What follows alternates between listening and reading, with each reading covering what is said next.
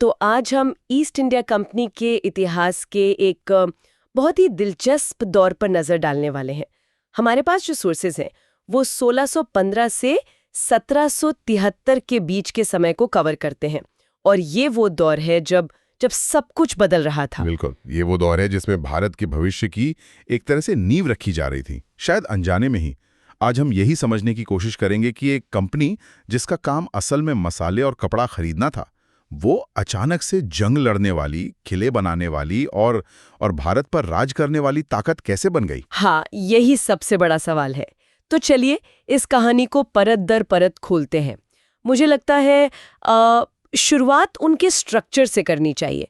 वो इसे चला कैसे रहे थे, क्योंकि हम कंपनी बोलते हैं तो दिमाग में आता है कि कोई एक बड़ा सा ऑफिस होगा, पर ऐसा था नहीं है ना? नहीं, बिल्कुल नहीं। ये एक बहुत बड़ी गलतफहमी है। कंपनी कोई एक अकेली यूनिट नहीं थी। भारत में उनके 3 मेन पावर सेंटर थे, जिन्हें वो प्रेसिडेंसी कहते थे: मद्रास, बंगाल और बॉम्बे।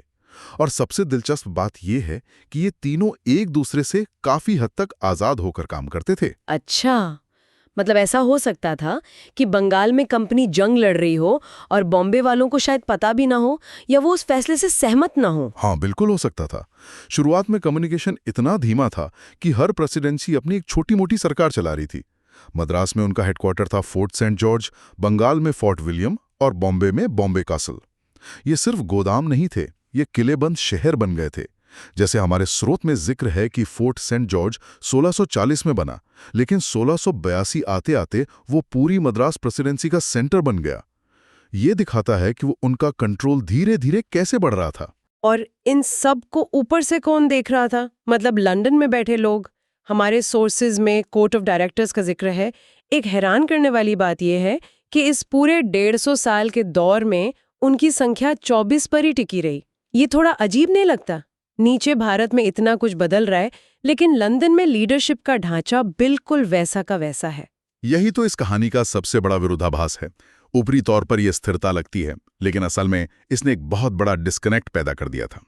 आप सोचिए, लंदन में बैठे ये 24 डायरेक्टर, जो शायद कभी भारत आए भी नहीं थे, वो खुद को अभी भी मतलब मसालों और चाय के व्यापारी समझ रहे थे।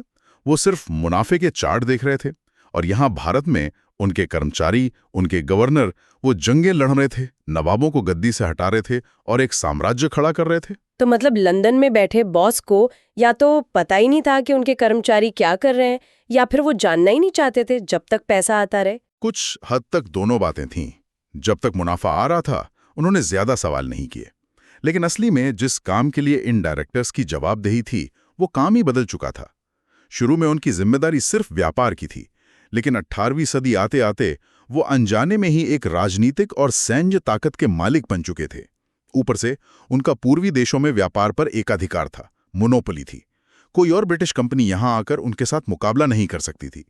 इस चीज ने उन्हें बहुत बेपरवाह और ताकतवर बना दिया था। ठीक है, तो उन्होंने एक प्रशासनिक ढांचा खड़ा कर लिया, लेकिन सिर्फ ऑफिस और गवर्नर बनाने से तो कोई साम्राज्य खड़ा नहीं होता। असली ताकत तो फौज से आती है, और यहाँ आकर तो कहानी पूरी तरह पलट जाती है। एक ट्रेडिंग कंपनी अपनी प्राइवेट आर्मी बना रही है। और वो भी कोई छोटी मोटी आर्मी नहीं। शुरुआत तो बहुत मामूली हुई थी।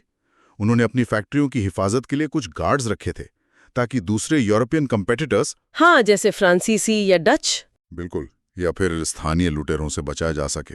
ये तो समझ आता है।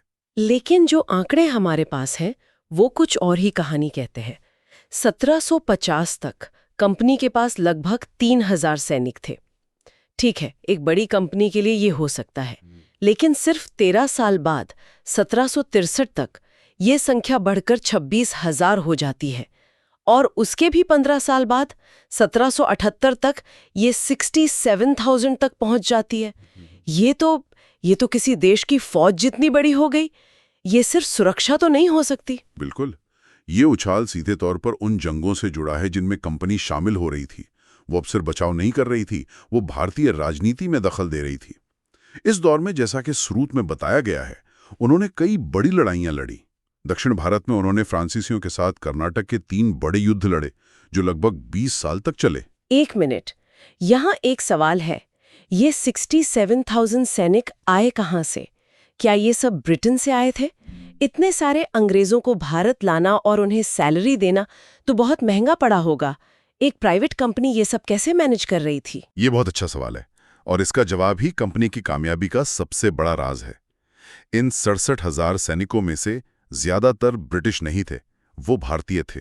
अच्छा। हाँ, जिन्हें सिपाही कहा जाता था। कंपनी ने एक बहुत चालाक मॉडल बनाया।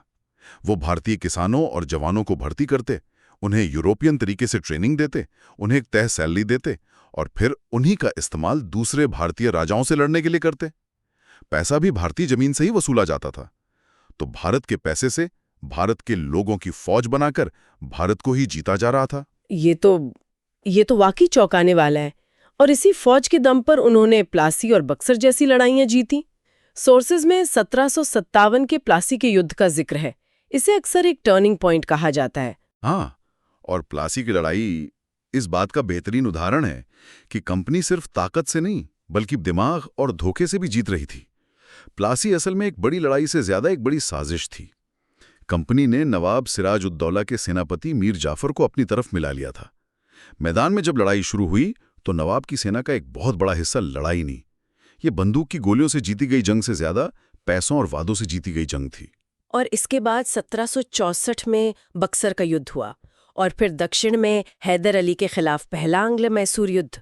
मतलब कंपनी एक साथ बंगाल, अवध, मुगलों और मैसूर हर बड़ी ताकत से लड़ रही थी। वो अब एक व्यापारी नहीं बल्कि भारत की सबसे बड़ी सैन्य शक्ति बन चुकी थी। सही कहा। उनकी फौज अब सिर्फ रक्षा का साधन नहीं थी, वो उनके व्यापार को बढ़ाने का, नए इलाके जीतने का और अपना साम्राज्य फैलाने का हथियार बन चुकी थी। व्यापार और विजय अब एक ही सिक्के के दो पहलू थे। कि अब उन्हें कौन रोक सकता है, वो तो अजय हो चुके थे। लेकिन तभी कुछ ऐसा हुआ जिसकी उम्मीद किसी को नहीं थी। हाँ, जब आप लड़ाइयों और ताकत के नशे में होते हैं तो अक्सर जमीनी हकीकत से नजर हटा लेते हैं। 1769 में बंगाल में एक भयानक अकाल पड़ा। स्रोत इसके बारे में जो बताते हैं वो दिल दहला देने वाला है। बारिश नहीं हुई, फसलें बर्बाद हो गईं और नतीजा हुआ भीषण भूखमरी। एक अनुमान के मुताबिक बंगाल की 1/3 आबादी, मतलब लगभग 1 करोड़ लोग भूख से मर गए। 1/3 आबादी? इस पैमाने की त्रासदी की तो कल्पना करना भी मुश्किल है। और उस वक्त बंगाल पर शासन कौन कर रहा था? कंपनी। और यहीं पर कहानी का सबसे बड़ा आयरनिकल मोड़ आता है। एक तरफ बंगाल के लोग मर रहे थे और दूसरी तरफ कंपनी, जो अब बंगाल की असली शासक थी और वहां से भारी टैक्स वसूल रही थी, वो भी दिवालिया होने के कगार पर पहुंच गई। अकाल की वजह से उनका टैक्स कलेक्शन लगभग खत्म हो गया, उनका व्यापार ठप हो गया। जिन किसानों और कारीगरों से वो पैसा कमाते थे, वो या तो मर रहे थे या भाग रहे थे। ये तो अविश्वसनीय है। मतलब भारत के सबसे अमीर सूबों में से एक पर कब्जा करने के बाद कंपनी खुद कंगाल हो गई। बिल्कुल। ये संकट इतना बड़ा था कि 1772 में ईस्ट इंडिया कंपनी को ब्रिटिश सरकार के सामने हाथ फैलाना पड़ा। उन्होंने सरकार से 10 लाख पाउंड का कर्ज मांगा। सोचिए, जो कंपनी भारत में साम्राज्य बना रही थी, वो लंदन में अपनी ही सरकार से भीख मांग रही थी। उनकी सारी सैन्य जीत उन्हें आर्थिक बर्बादी से नहीं बचा सकी। निर्णायक मोड़ था, है ना? जो कंपनी अब तक इतनी आजादी से काम कर रही थी, वो अब आर्थिक रूप से अपनी ही सरकार पर निर्भर हो गई थी। और जब आप किसी से इतना बड़ा कर्ज लेते हैं तो आप अपनी आजादी खो देते हैं। और ब्रिटिश सरकार को शायद इसी मौके का इंतजार था। इस कर्ज ने उन्हें कंपनी के मामलों में सीधे दखल देने का एक कानूनी और नैतिक अधिकार दे दिया। सरकार अब कह सकती थी कि अगर हम टैक्स पेयर के पैसे से तुम्हें बचा रहे हैं तो हमें यह जानने का पूरा हक है कि तुम भारत में कर क्या रहे हो। इसी के बाद 1773 का मशहूर रेगुलेटिंग एक्ट आया, जो कंपनी पर ब्रिटिश संसद के नियंत्रण की शुरुआत थी। तो ये एक बहुत बड़ा सवाल खड़ा करता है ना कि जब कोई प्राइवेट कंपनी इतनी ज्यादा ताकतवर हो जाए कि वो एक सरकार की तरह काम करने लगे, तो क्या होता है जब वो फेल होती है? हाँ, और उसकी विफलता की कीमत कौन चुकाता है? बंगाल के लोगों ने अपनी जान देकर चुकाई और कंपनी ने अपनी आजादी खोकर। ये घटना दिखाती है कि सिर्फ मुनाफा कमाने के इरादे से शासन चलाना कितना खतरनाक हो सकता है, खासकर जब आप लाखों लोगों की जिंदगी के लिए जिम्मेदार हों। तो आज हमने देखा कि कैसे ईस्ट इंडिया कंपनी ने इन 150 सालों में 3 अलग-अलग प्रशासनिक केंद्रों वाली एक व्यापारिक संस्था से एक विशाल सैन्य शक्ति बनने तक का सफर तय किया।